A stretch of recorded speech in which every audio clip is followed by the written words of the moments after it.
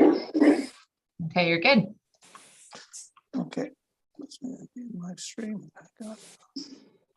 Okay, well, welcome everybody to this great snowy morning. And hopefully this is, it's the end of the month. Hopefully the next meeting will be in the sunny day. So you have the agenda in front of you, and I need somebody to move the approval of the agenda, if we can.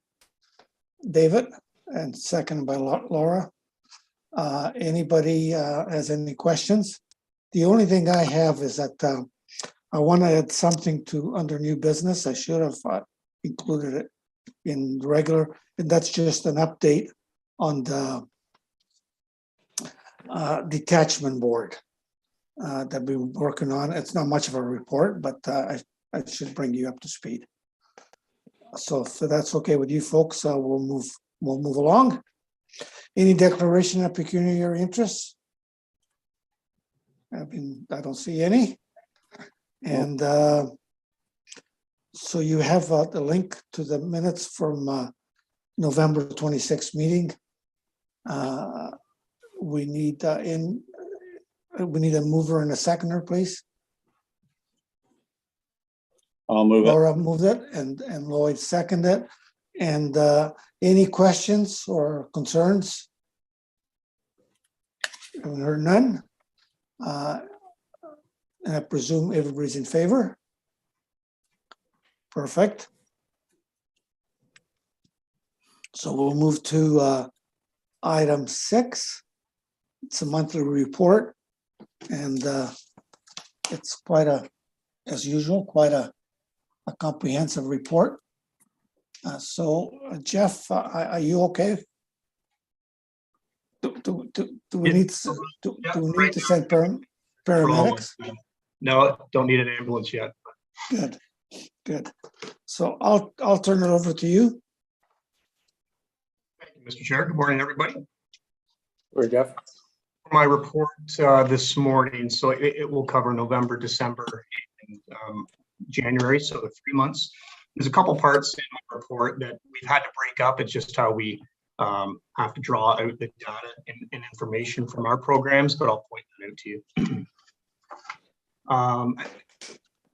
What I can also share my screen for the report. I'm not sure if that's easier for the board or if you would prefer just to follow on your end, whatever you like.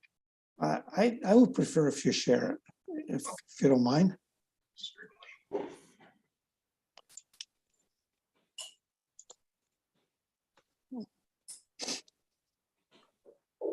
I'll double check. Does everyone see that on the screen? Yep, perfect.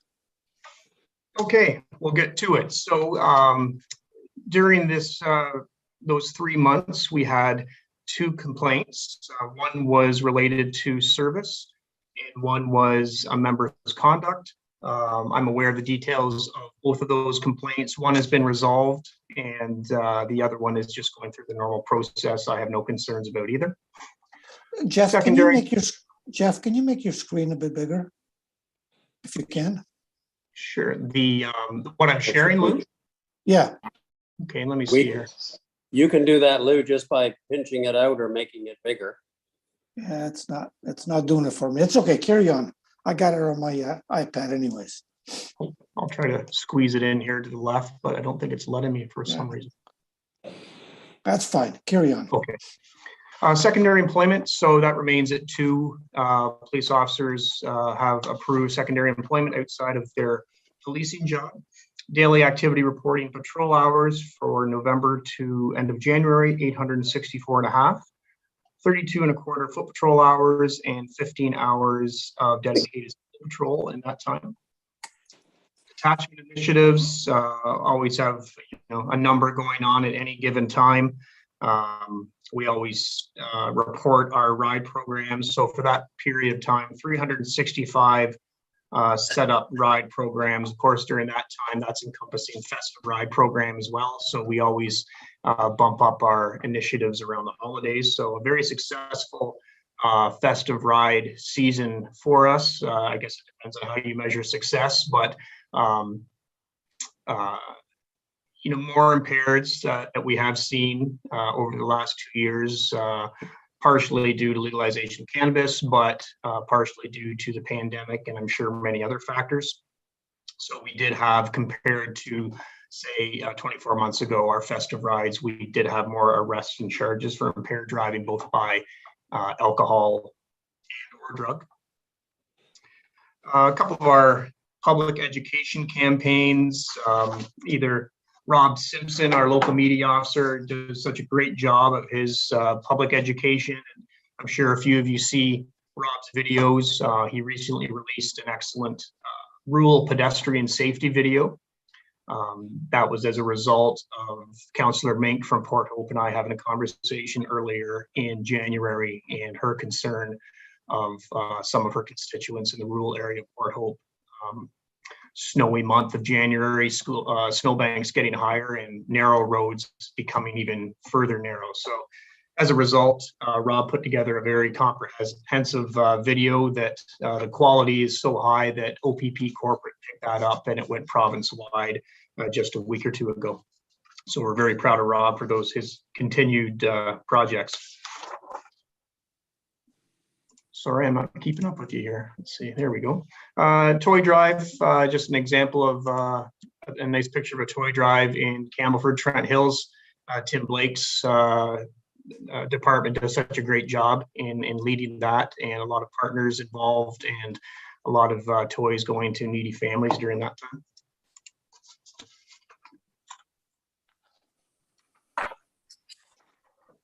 So on to the statistical portion. This is motor vehicle collisions just for the month of November, December, because we can't, for MVCs anyway, we can't go into January, but the next page will talk about January. So for November and December, this is countywide, 205 motor vehicle collisions that the OPP responded to. And further breakdown, 187 of those collisions were property damage only, and 18 involved personal injury. And then our next page is the January report on the same, on collisions, 110 in January compared to 46 last year. Was fully attributed to a bit of a messy January that we had. We had several larger collision events on the 401, and that puts that number up quite quickly. And we did have one fatal of that 110, unfortunately, on the 401 involving a tractor trailer.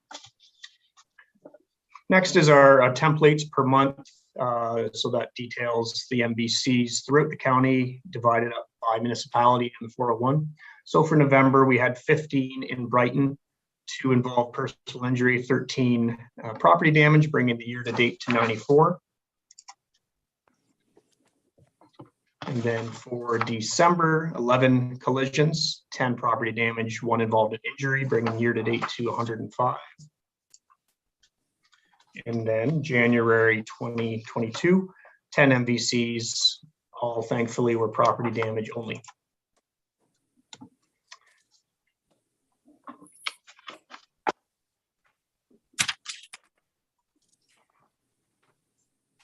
Okay, let's see. Okay, so this is our, again, we have to break it up between the 2 years, but this is just for the month of January for Brighton. So our violent crime report, 4 incidents of violent crime that the OPP responded to.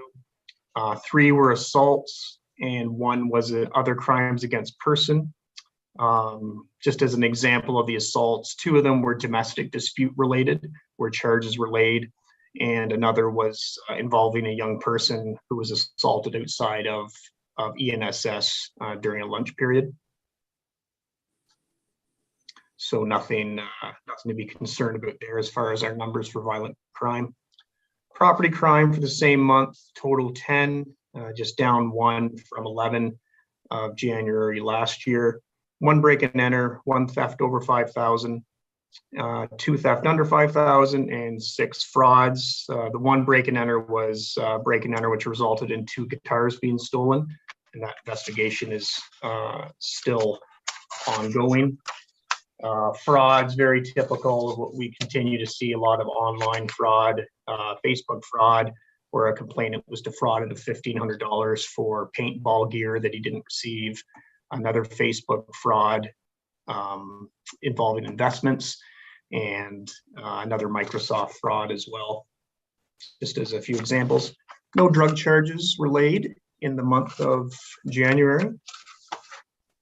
And then this is our clearance page for both violent crime and,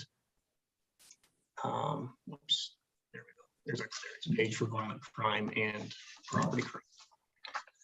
Next portion is the November to December 2021 on the same statistics. So violent crime 10 compared to 7, same period of time the year before.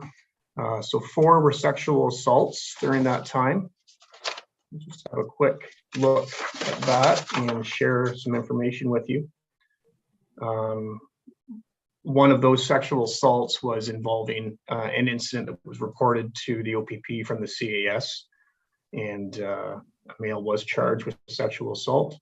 Another was another male being charged with sexual assault after he was failed to comply on a probation order, and common assault and forcible confinement with a former spouse. So multiple charges, but including sexual assault on that one. 4 common assaults, another one with a young people being involved in a school-related fight. And onto our property crime, we had 25 during those 2 months, up a little bit from 20 the year before. 4 break and enters. One was to a chip truck. One was another various construction equipment was stolen out of a shop, and another report of a window missing from a business, unknown if entry was made, but for our classification purposes, we do index that as a break and enter anyway.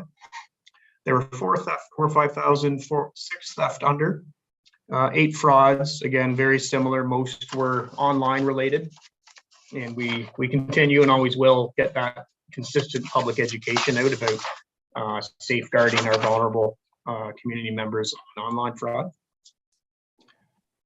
No drug charges for that period of time. Next is our clearance rate pages for those 2 months. And then getting into our matters of interest for the same time period. So for November, 212 calls for service by the OPP in Brighton. Only one was COVID legislation non-compliance, or EMCPA. So that's a nice low number considering the number of calls for service. I won't read you the matters of interest, but at the end, if anyone has any questions about it, please ask. This one, we try to include a few pictures for these as well. This involved a gentleman that donated a rare Stetson, OPP Stetson, because we were issued Stetsons for a number of years back in the early 2000s. We've seen a rise in people online selling police equipment, actual legitimate police equipment. And I had occasion to speak to a fellow in the Port Hope area last summer who was selling OPP equipment, including a Stetson. And I reached out to him. We had a conversation about the risk to public safety, and there are some bad guys out there that will, for nefarious reasons, dress up as policemen or drive police or cars that are trying to look like a police car. So unfortunately, it's not criminally, it's not illegal to sell police issued equipment. And unfortunately, he didn't take me up on my offer of donating it back to the OPP museum. A few months later, this gentleman, Ray Cobbing, Ray owns an antique store up in Morganston. It came to my attention that there was another Facebook marketplace offer of sale, and this was for another Stetson. This one's rather rare because it's a commission officer Stetson, and not very many of those were issued. And once I contacted the person who was posting on behalf of Ray, she let Ray know about her concerns, and within minutes, I got a phone call from Ray, and he was very concerned and was more than happy to turn that over. Ray had bought the Stetson at an auction house, and he deals in auctions and antiques, as you can see in his store behind him. So he was, Rob Simpson and we brought some Timmies up to Ray, and we had a good visit for about an hour and a half at Ray's store, learned a lot about the building. And Ray has donated that to the OPP museum situated in general headquarters. And the museum was very excited to receive this because they don't have a commission officer Stetson yet. So come later spring, and as long as COVID rules allow us, we're going to bring Ray up to our general headquarters, give him a very in-depth tour of the building and show him his hat on display. So a real gentleman, just sort of a nice good news story. Also accompanied by that, our media officer put out a media release telling the good news story, but also as a caution to people who may come in possession of police equipment and want to make money off it. Further matters of interest. So there's Rob Simpson right there. He's manning the barbecue in Coburg. Mark McGregor on the Brighton one. This was raising money for United Way. So our detachment raised over $260 that was donated directly to Northumberland United Way. And on the matters of interest for December, 238 calls for service, 3 involving COVID non-compliance. Just a picture of our officers' involvement with the fire department, and looks like Giant Tiger up in Campbellford during the Cram the Cruiser and Toy Drive. In our January matters of interest, 194 calls for service, 2 related to COVID non-compliance.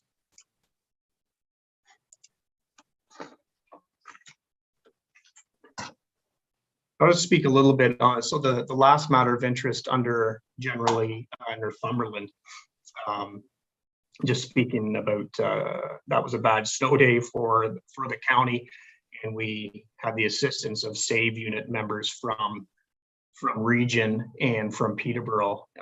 It was another extreme weather event where we had a number of motorists on the 401 that were caught up in a road closure. So we're always concerned about their well-being as they wait on the 401, concerned, enough heat and water and whatnot. So we brought the sleds down to assist with that as well.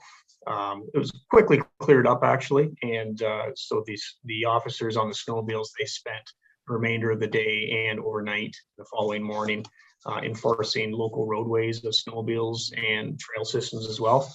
Our experience is whenever there's a major snowstorm, usually a couple hours later, we see a real spike in snowmobile use, of course, and sometimes that means old rattle trap snowmobiles that might not have been started for a decade that are now ripping around on our side roads. So our SAVE unit members did a good job and laying quite a few tickets for that day.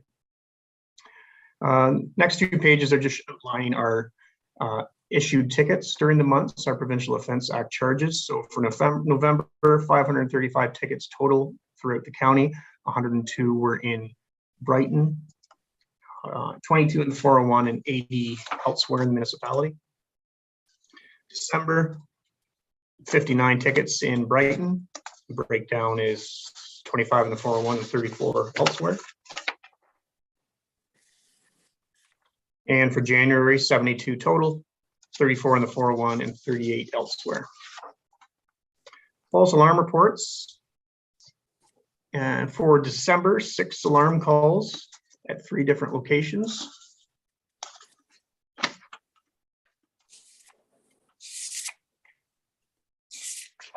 Oh, I'm sorry, that was the November report that I just spoke of. This one is for December. It's 7 alarms at 4 locations. And January report, again, 7 alarms, 4 locations. Our auxiliary report for November, again, busiest time of the year for our auxiliary. It's been a real tough time for them with the pandemic because a lot of our OPP rules don't allow them to work with us because of the OPS, OPP rules. So November and December, though, they still engaged quite a bit with the community and a number of initiatives there that they were part of to make sure that those events went off without a hitch. Just a couple of pictures that our members were involved in. And our January report for auxiliary again, with very limited. January is usually a slow month for community events, but of course, not a lot of those going on anyway. So that's why you see quite a significant drop in hours for January. With the provincial emergency over the last few weeks, there's been obviously a few different orders being issued, and the OPP is no different. So the commissioner did order the auxiliary units stood back up to assist detachments within visibility within our communities, but also to assist in the Ottawa area as well. Our auxiliary unit members were down to 7, unfortunately. So none of them went to Ottawa. They were more interested in staying close to home. So they did ride with our regular uniform officers on night shifts, mostly during the weekends during that time period. I believe that's the conclusion of my report, Mr. Chair. Happy to take any questions from the board. Well, thanks, thanks, Jeff. Anybody have any questions? Welcome, Mayor. Thanks, Lou. My apologies for my tardiness. You're excused this time. So sorry, any questions for Jeff? Lou, I have a question. Yes, go ahead. Go ahead. Okay, thank you. On your foot patrol hours, what hours of the day do they work when they're doing foot patrol? 24/7, Lloyd.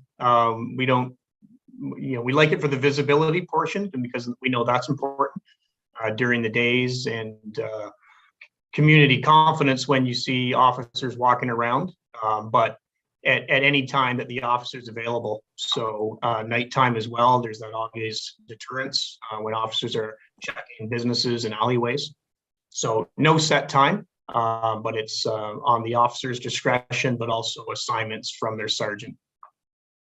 Okay, I was just asking because around our neighborhood, we had some incidents take place from January around Christmas and through the New Year's of individuals getting in vehicles and taking stuff. And it appeared to be happening from midnight till morning. So I didn't know if they'd be walking around at night or just through the day for appearance as well.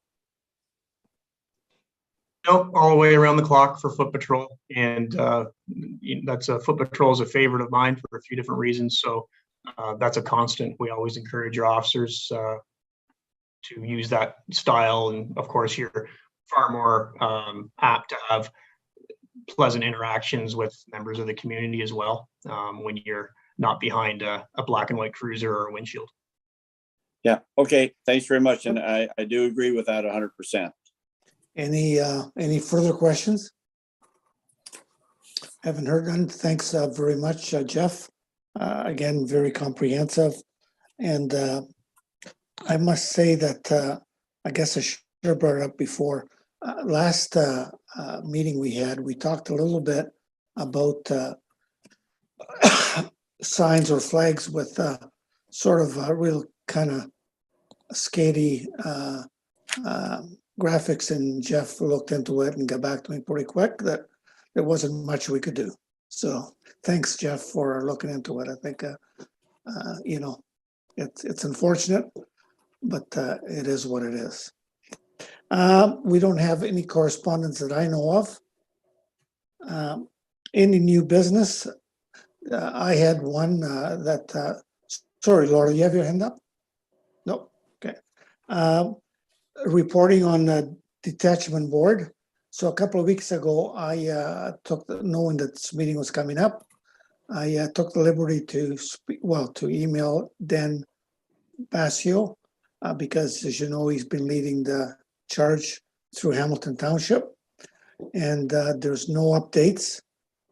He, at the same time, he copied me on a request with our MPP, Mr. Piccini, to see if he had any updates, and we haven't heard anything back. So our conversation basically came to conclusion that nothing is going to happen before the election, probably, although nothing is ever for certain. But it certainly seems that way, being the election coming June 2nd. So that was my report or non-report. Yes, David. Inspector, is there any intention, and has Rob Simpson done anything about putting out a public service notice about the number of break-ins that are being experienced, as Lloyd referred to? We see a lot of them. We see a lot of action requested on social media, and I just wondered if it would be a good idea for Rob to put something out and remind the public. I mean, we can't do lock it or lose it right now. I wouldn't want to do lock it or lose it between midnight and 4 a.m. anyway, but is that a possibility? Absolutely, David. Yeah, that's we can do that at any time. And if the board and the community feels that would be a good timing for it, we can certainly do that. I think you've probably all heard what the one program, the Safeguard program that we use through our auxiliary program. So Katrina Myers out of the Brighton Detachment, Katrina is also our auxiliary staff sergeant. So Katrina is in charge of that when anyone has a break-in. I think maybe you're talking more vehicle break-ins, David, but Yes. Whenever the residential or business break-in, Katrina follows up with the victim/owner to see if they want a review of the building and offer suggestions through SEPTED. Yeah, that's no problem. We can get that in a week or two. Rob's a pretty busy guy right now. He's got about 3 or 4 projects, and that's what happens when you're good. You get notice from bosses outside of our area, including the commissioner. So when you're that good, you get a few side projects, but we'll get on that and put something out. Thanks. It's a really simple solution, but they have to lock them before they can, to slow down access. It's simple. Any other comments under new business? Haven't heard none. If I may, Mr. Chair. Yes. Just a couple of things for your information from a council perspective.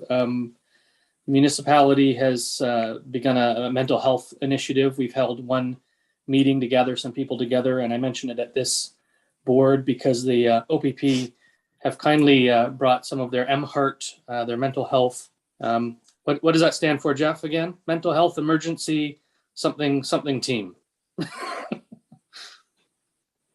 You're testing me. Geez, that's terrible. Yeah, we usually go by MCERT province-wide, but we're the only one that use the terminology MHEART. Sorry, you got me on that one this morning. Yeah, well, it's Mental Health Emergency something response team. I don't know what the A is. I can't remember. It doesn't matter. That team.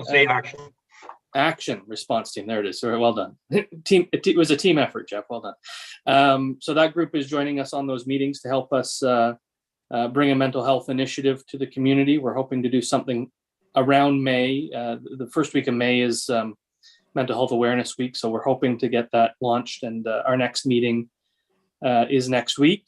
And we'll see what initiatives we can bring to the table for that.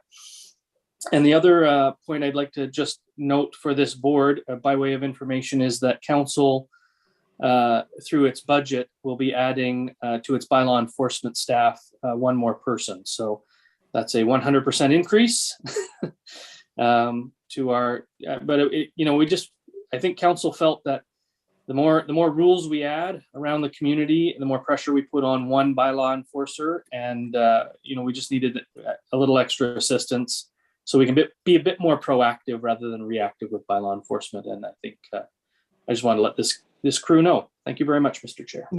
Good idea. Yes, Laura.